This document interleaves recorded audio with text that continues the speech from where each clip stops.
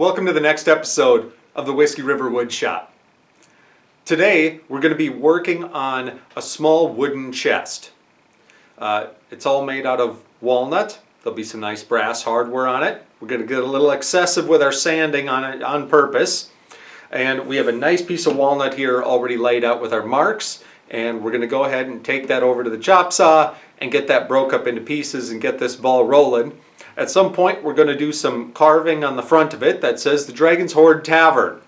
As a friend of mine had already purchased 3 of these, she wanted one more.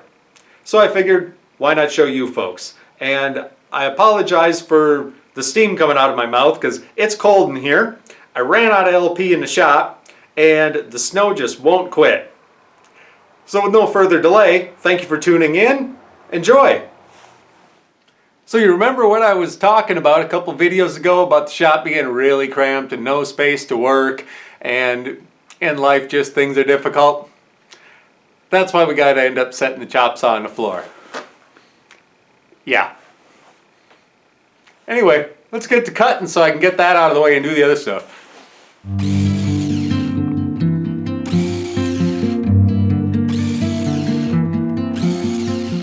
So with the chop saw work out of the way, now we're going to head over to the table saw and we're going to take off the excess and get those pieces to size. So here at the table saw, we've double checked that our blade is square to the table. We're going to take all our pieces, we're going to trim down one edge from the chop saw, make sure it's nice and clean, and then we're going to flip them around and make a cut to the exact length that we need, and we're going to do that on our first 5 pieces.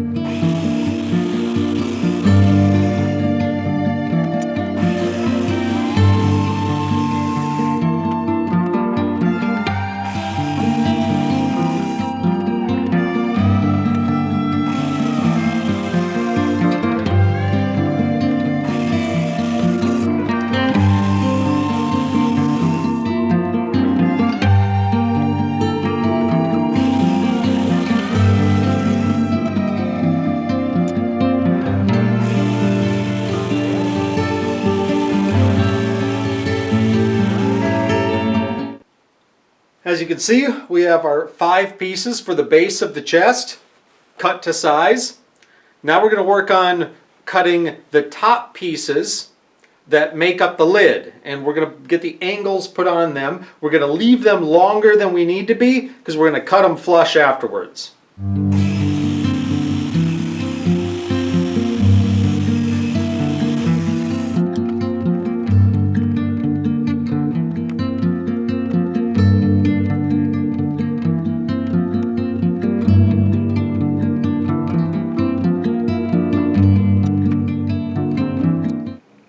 Well, I've set the 45 on the table saw, and as you can see, I inherently trust nothing. So I'm using about everything I have to measure out 45 degrees to make sure that I'm at 45 degrees. Having the blade where I want it, now I can adjust the height and set the distance off from the fence and get the other 3 pieces for the lid cut.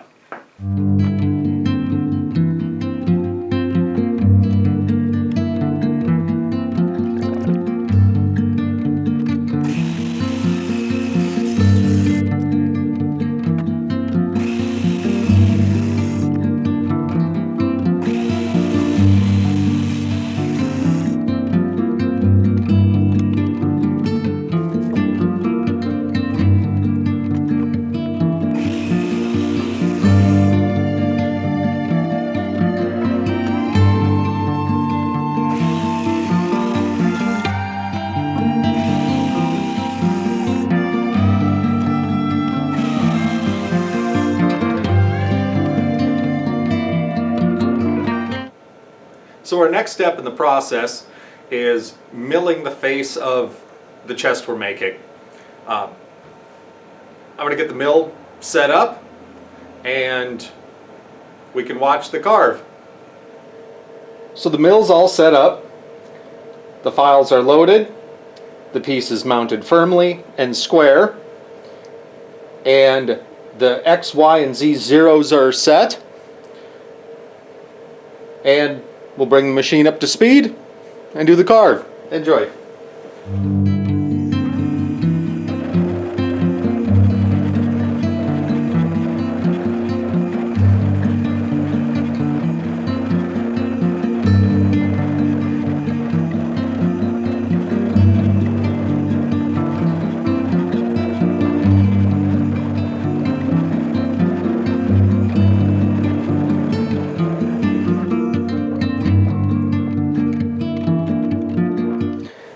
And so, there we have it. The Dragon's Hoard Tavern. That came out really nice. The next step of our chest is to rabbet the edges around the bottom so that they nest into a dado on the sides. I've set this to take off 3/8 of an inch wide and 3/8 of an inch high. And I'm just going to go all the way around this, and I'm going to use a scrap block as I get to the ends to keep the blowout at a minimum.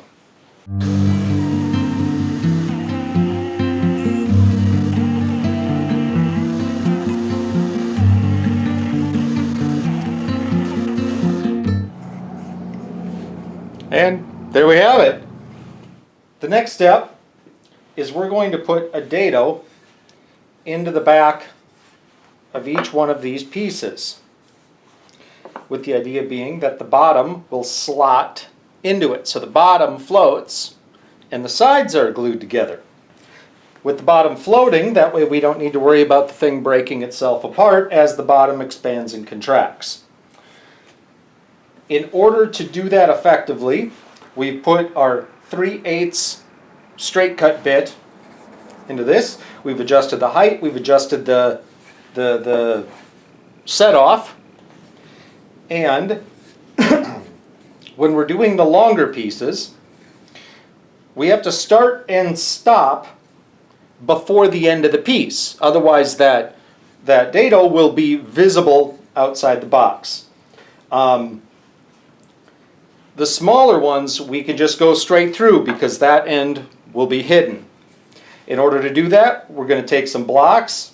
I'm going to do a little measuring and I'm going to clamp them onto the headstock, and then we're going to be cutting. And at this time we need to decide which side's in, which side's out, and where we want those dados to go.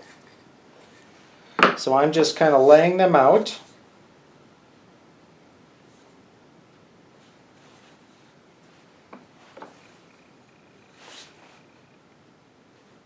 There. We'll run them through in that kind of order. These we'll get to in a minute. And I'm going to go ahead and set up my stops, and then I'll get to cutting. Now, as you can see, I've installed my feather boards upside down. They're clamped to the fence so that my piece will be up against the fence, up against the stop, and then I will lower it onto the bit and push it through. And then we got to be very careful because the flat spot on that bit, it's not going to go in like a drill bit. It's going to go in a little bit, and then I got to advance it forward to get it to sink in. So then when we get to this end, we have to run it back that way. The bit is going to want to grab it and throw the thing. So we have to hold on to it very tightly and try to do our best to make sure that things don't go sideways on us. It would really be disappointing to have to cut into a perfectly good piece of walnut to replace these pieces at this time.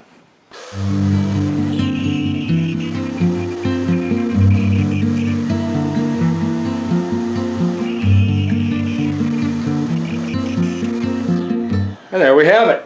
That's them two.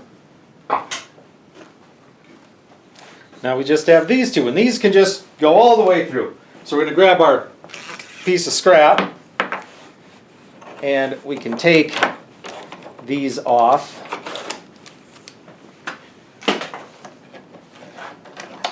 Just get them out of the way. And now we can just push this through with our block against it, and then we'll have a matching slot.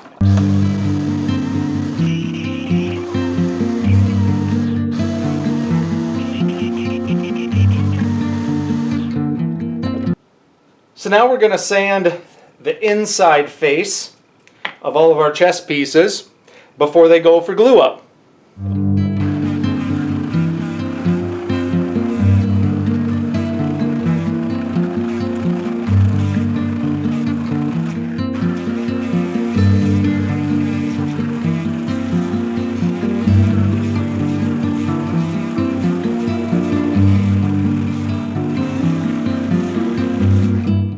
So there we go, the chest pieces are sanded up, and I'm going to bring them into the dungeon and get them gluing. And next time you see them, we'll be back out here in the shop and we'll finish up the lid. So there's the two parts of our chest, or soon to be chest, glued up. Somebody, this guy, forgot to hit record on the camera, so you didn't get to watch the glue up part, but that's okay. They're glued up. I'm going to do a bunch of trimming on the lid, and we're going to get some ends on the lid so it has a slightly different look, and the sideboards will be full width instead of inset into the lid. The detail makes it come out nice. And a careful eye right now will notice that things don't line up exactly perfect. Now this is done with intention. The person that wants these, they want to see a few minor defects in them. So we're going to do a lot of shaping with sandpaper to give it character and to get everything to just flush out together real nice. So the next step I'm going to work on is trimming this to length and getting the boards onto the end of this. Back at the table saw, we're going to shape this lid a little bit. I got a little bit of a tweak with the angles, so I'm going to trim it just half the width of that blade off the side. And that should be about right so it lines up with the box. Hopefully this thing doesn't come apart. Okay, so it needs more removed. More than I thought.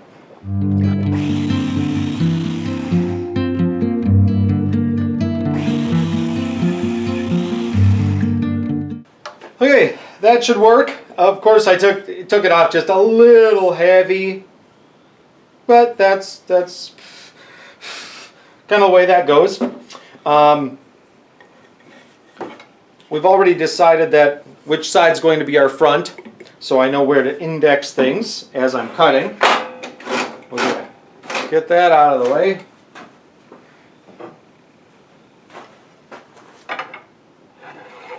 Get our square in here.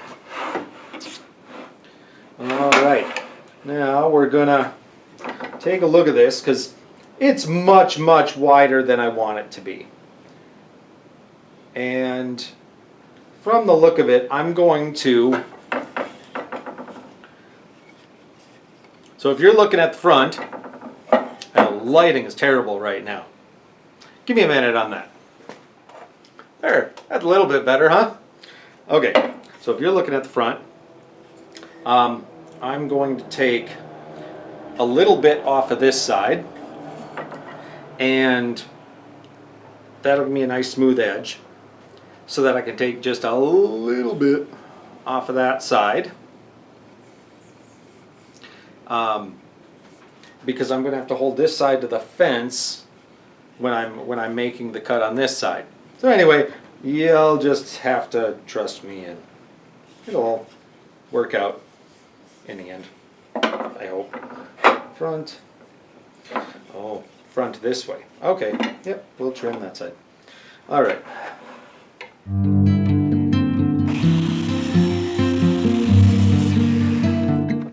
all is good. Hopefully no more of it comes apart and tries to kill me. Much better. Now we got it to the width that we want. We can make our blocks that will glue onto the end.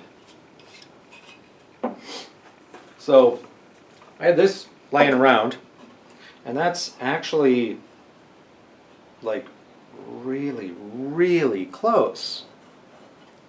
It sure is. So I'm going to use, let's see.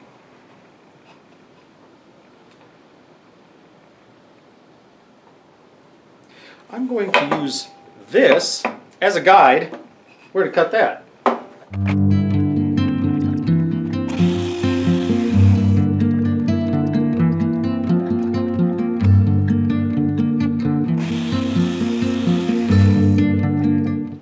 Lo and behold, voila, that's going to fit wonderful.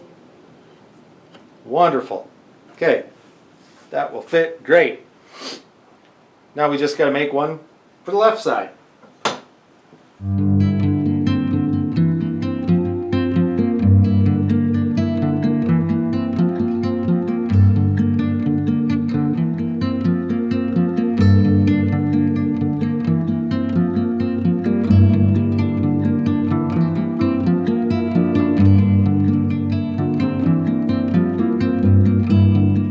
It'll work out just fine.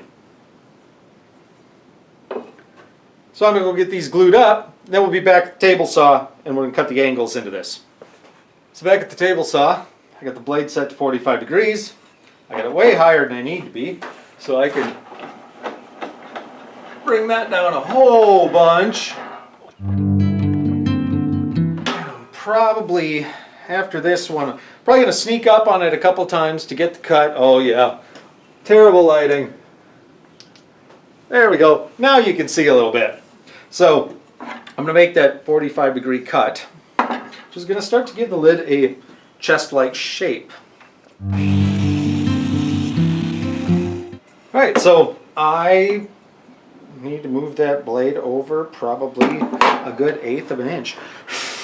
So we're just going to keep sneaking up on it until we get what we want. Close but not quite. I think we can go another 1/16 and try it again. And now what we're seeing is I don't have the blade up high enough. There. And one more pass right where it's at. We should be good. Yeah, there we go. It's kind of coming together.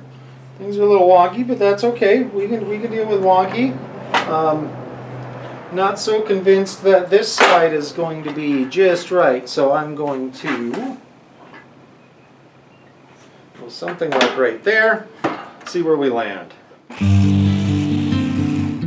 Okay, we're like 1/4 of an inch off, so I'm going to take it in quite a bit. Thinking a little more, 1/8, maybe a little more than that. Better to go short. Hard to put the wood back on. So we'll just take off another 1/8 and see where we're at.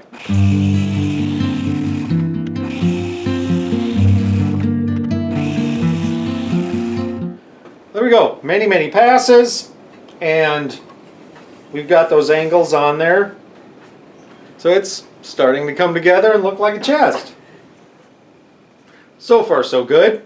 It's coming together. Lid starts to look like a lid. The box of the chest starts to look like a box of a chest. It's coming together. It will take a lot of sanding, and there's a good chance I'm going to want to trim some things on the table saw before we get too far ahead. I got some stuff that sanding would take days to clean up.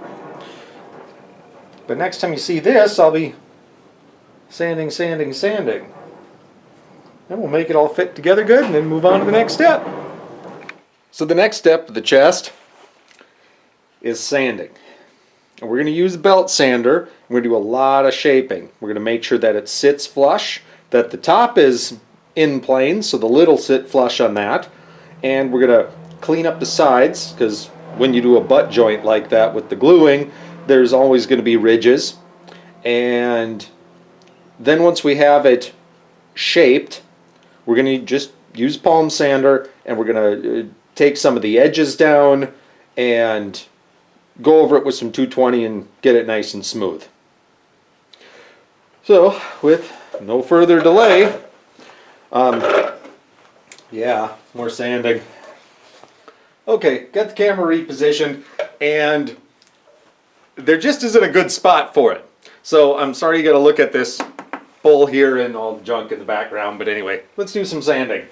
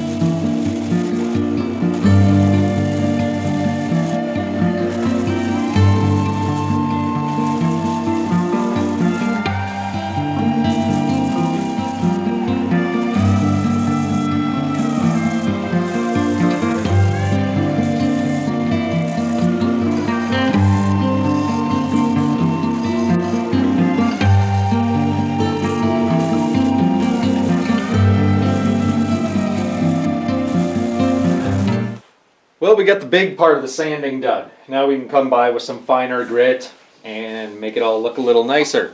We got the ends flushed out. The bottom sits nice and flat on the table saw, since that's about the flattest surface I have around here. If it sits flat there, I know it's probably good.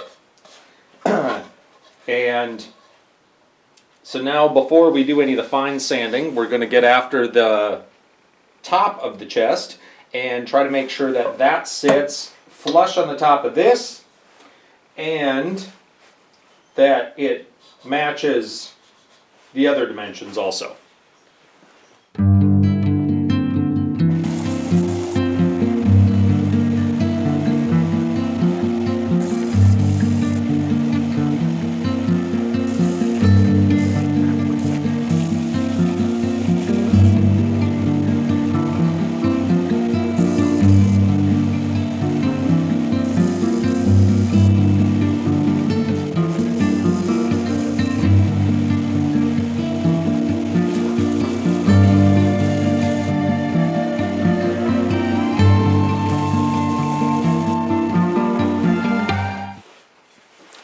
So as it is right now, we have it so it sits nice and flush.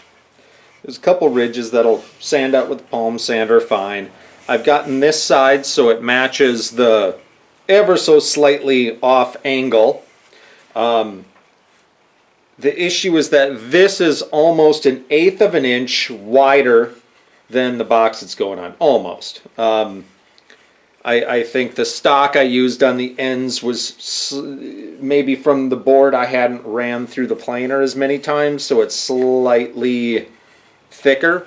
So I'm going to just nick that down on the table saw, and we'll be back to sanding.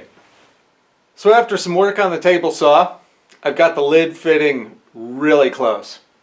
I'm now going to move on to some palm sanding. And I'm probably going to reposition the camera because when I'm working you won't be able to see anything. So let's find another angle and we'll do some hand sanding. Alright, let's get to it.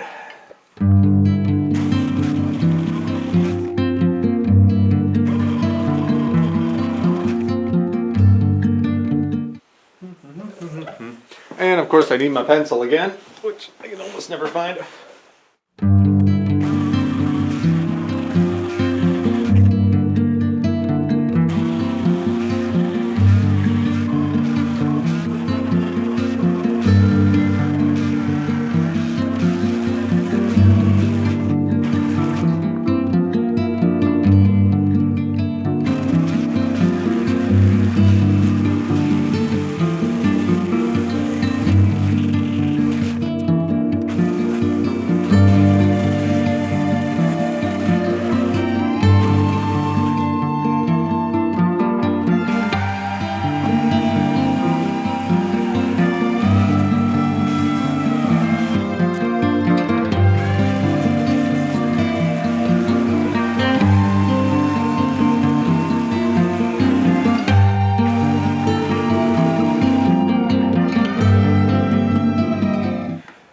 there we have it.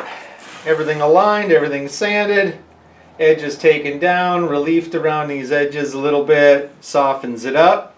Everything lines up. It's got a few flaws in it, which was with intention. They said they wanted flaws, so I make sure when I glued up I didn't clamp things up too tight so it left little cracks here and there, and sanded extra bits around the edges and rolled all the corners down. And if I still got some swirls on the end from this thing over here, that's just fine. Those little defects, they say, add to the piece in a way that they like.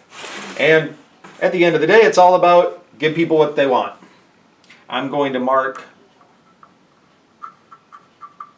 front right there, which I won't have to worry because the latch will cover that. Just so I know which way's which, makes it easier on assembly later. So the next step on this piece is I'm going to inset some black paint into that carving so it helps make it pop, and they've decided they wanted black felt on the inside too. We'll do that after it's been painted, after it's been oiled, and then we'll come back and the felt will go in, and then at the very end, then all the hardware is put on, the hinges, the latch, and I got some brass feet that this is going to sit up on. It'll look really sharp by the time we're done. But on to the next step, paint. So as you can see, our box is coming along. I've had it down in the dungeon, and I've put some paint into the carving on the front. You can kind of see there. And sanded that down a little bit and given the whole thing a coat of oil and wax. What I'm going to work on right now is to line the inside of this box with felt. So I don't need the lid today. I have 2 pieces of black felt, which will be enough to do bottom, both sides, and the ends. There'll be a little left over.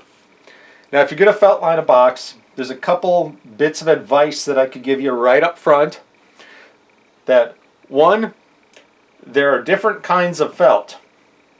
This felt is a very firm, not very fluffy, kind of stable, hard felt. I think this is a better option and a box that people will put things in, and they'll be picking at possibly the felt as they pick up little things that are inside the box, so it'll tend not to come apart at the fibers. However, if you get the kind that's more fluffy and soft, you'll find that it stretches more, so it's easier to position. So if your piece isn't quite to size, you can kind of wiggle it around a little bit and make it fit. And that kind is easier to work with when it comes to the gluing. This you have to be careful not to have too much glue or it'll weep through. Whereas the fluffier stuff, you can get a little heavier handed with the glue because it's fluffy, so it's thicker and the glue tends not to broadcast through. Second bit of advice I give you, use a glue that will allow the felt to come back out. I favor rubber cement. Rubber cement sticks good. You can kind of coat the whole area real thin, put it down, dries fast, works great. And down the road, if the felt gets icky and they want to replace it, it's easy to pull it out and then just rub your finger on it and all the old rubber cement comes right out, and they can put on a new coat and change the felt. If you use something like a craft glue or a white glue, the Elmer's style white glue, you're not going to have that option. Taking the felt out, if you put it in with something like that, it's going to be really hard to remove it. So, with that being said, I'm going to do the bottom first, and then the back, the front, and then I'll put in the sides, and trimming at the top. When I trim, when I get to that point, if you watch, that I use a knife like this, box cutter style knife with a razor blade. Make sure it's sharp, and you want to keep the blade square to the edge of the felt. If you have it at too much of an angle, it's going to tear it instead of cut it. And you really want it cut, not torn. That way you get a nice clean edge at the top. And with no further ado, time to get to it. As it turns out, pencils don't show up on black felt.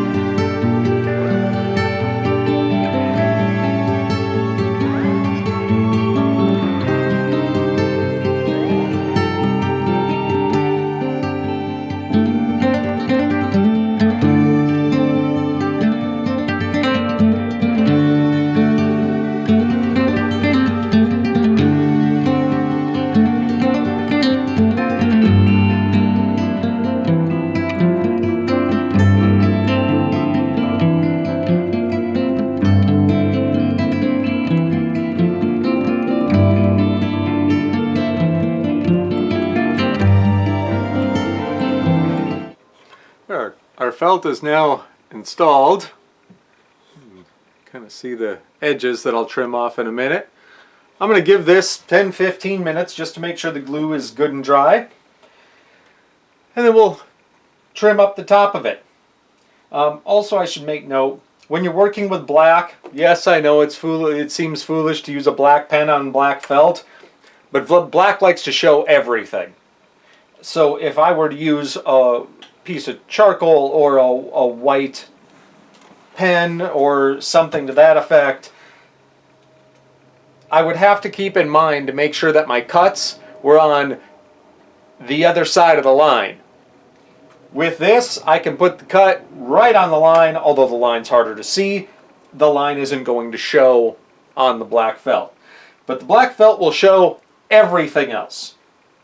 Any little cat hair floating around or a piece of sawdust or just dust in the air, I will probably end up vacuuming the inside of this box 5 to 6 times before it gets delivered, and then do it one more time right before I hand it off to the customer, because the last thing you want them to do is to open up their nice new box and find little bits of dust and debris. It just comes across very unprofessional.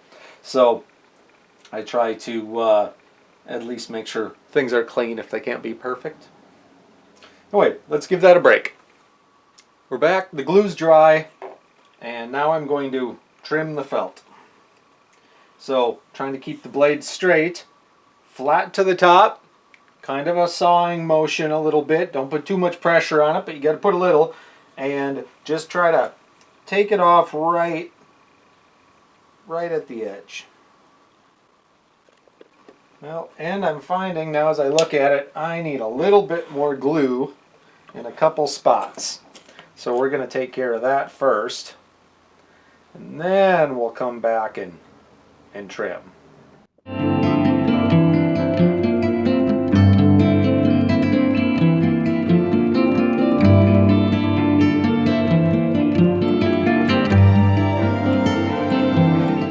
Okay, the glue gets buggers everywhere.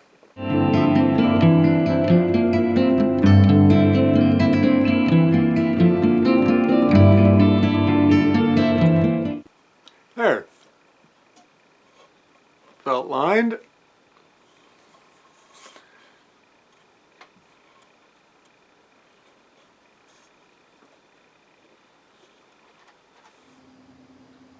Well, the final step is assembly.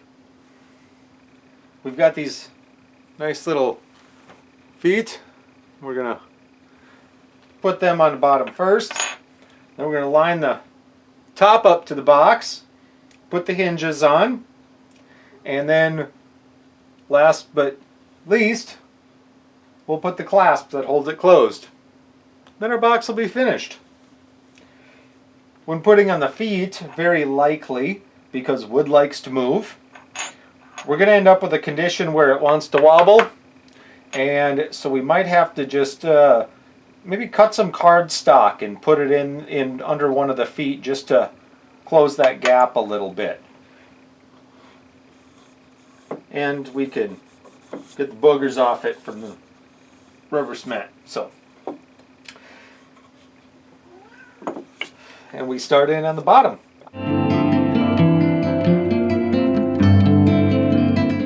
So when you buy these kits of hardware, they come with a little baggie of screws.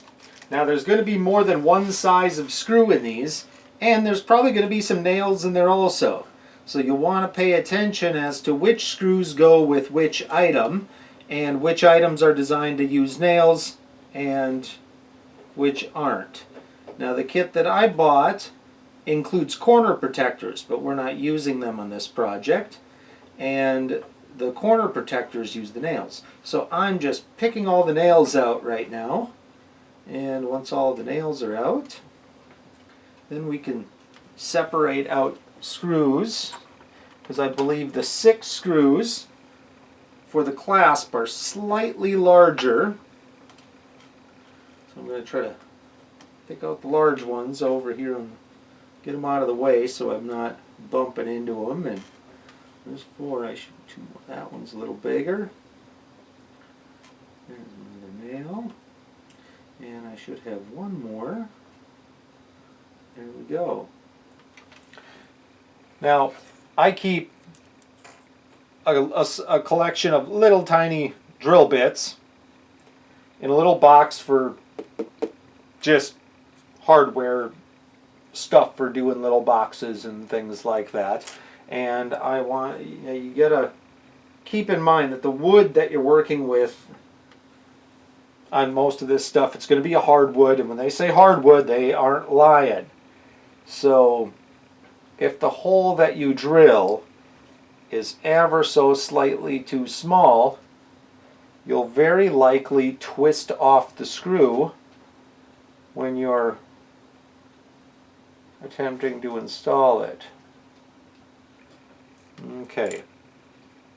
I'm going, let's see, and you'll notice I've got little tape on there. They're not little flags. I'm not just really proud of drill bits. The little bits of tape just kind of give me a visual reference for how deep to drill. And yeah, that'll about work.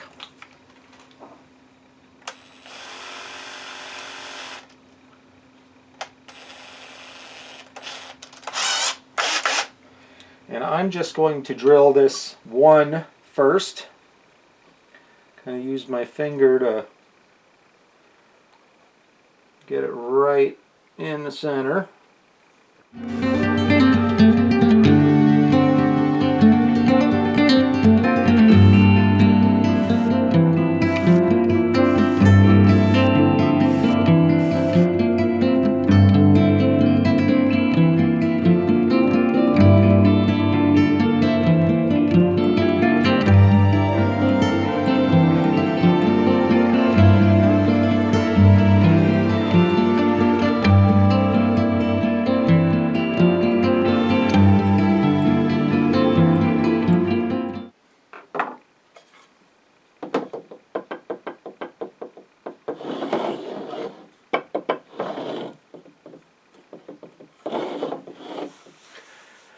There, the feet are on it.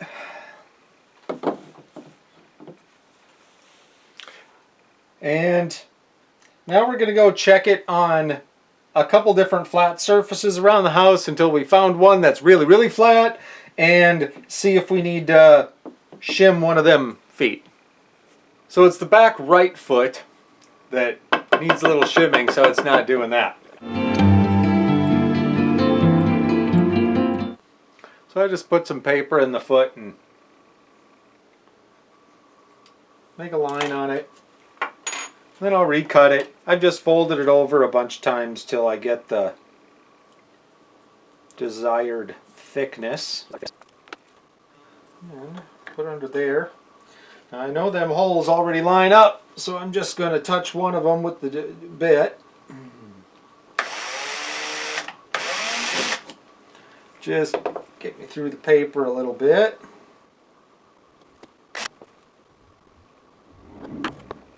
Much better. Really stable now. I'm going to go test it out in the kitchen. There. Everything's snugged up. It has feet.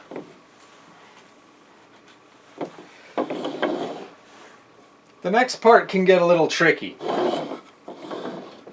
And that's putting the hinges on for the lid. Now I marked one side front and one side back, and then I think I must have sanded my mark off. So we'll have to see which way fits and which way doesn't. Okay. Now, things like to move a lot when you're putting on hinges. And we're going to look at a ruler and see how far in we want those hinges to sit. And I'm going to say 1 inch to the edge. How wide are the hinges from edge to, or pin, edge to center is 9/16. So I'm going to say 1 inch 9/16 to center and make a mark.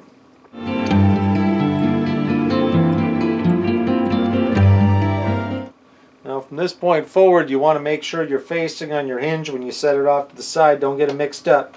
Bottom to bottom, top to top, because there's a good chance they're off just a little bit from top to bottom or left to right. So you want to keep your facing the same.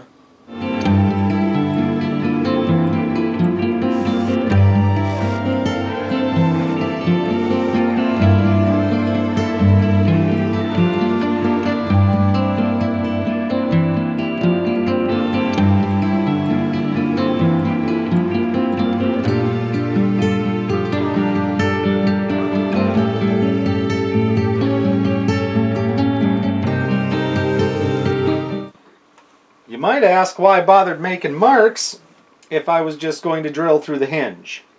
That is in the event that things get moving around when I'm trying to do this, that if it becomes unbearable to get this together through the hinges like this and things move, then I know where my, see how it moves around? Now I know where my stuff is to go together here because I've got it all marked. If I can get one screw in on each side, then we're covering some ground then we can kind of get it indexed. I gotta rotate this here so I can. Gotta be careful you don't lose these screws. They almost never give you an extra one.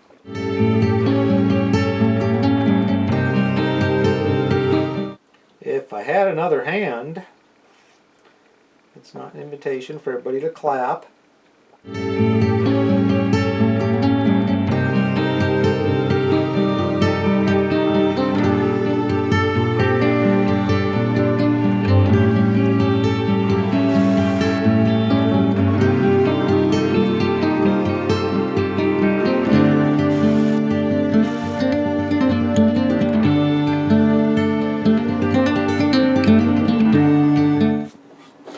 There we go.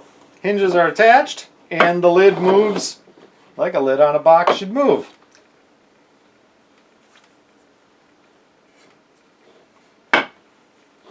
Wonderful. Okay. Next up is mark our center point to get the latch in there. So the box has turned out to be a hair over 8 3/4. So we'll just go a hair over 4 3/8.